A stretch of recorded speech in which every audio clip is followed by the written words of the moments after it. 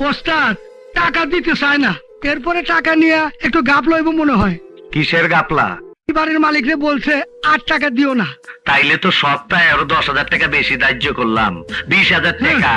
আর বোতলও 2টা করে বেশি আনবি, না দিলে বুঝছস? ও লে লে লে লে লে, বুঝছস মানে কি? হ্যাঁ ওস্তাদ বুঝছি, মাইরা বালাবেন শালারে। আর 1000 টাকা রাখ।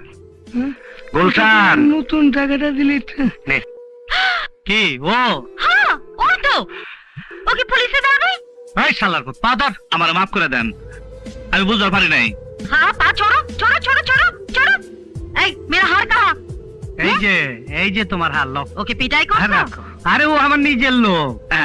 আরে ওর কোন নাম ছিল না, আমি ওর নাম দিয়েছি অপূর্ব।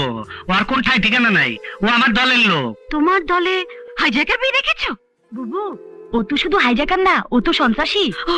এই ওকে আমি পাঠাইছিলাম, চুপ কর, আর মাফ করে দাও।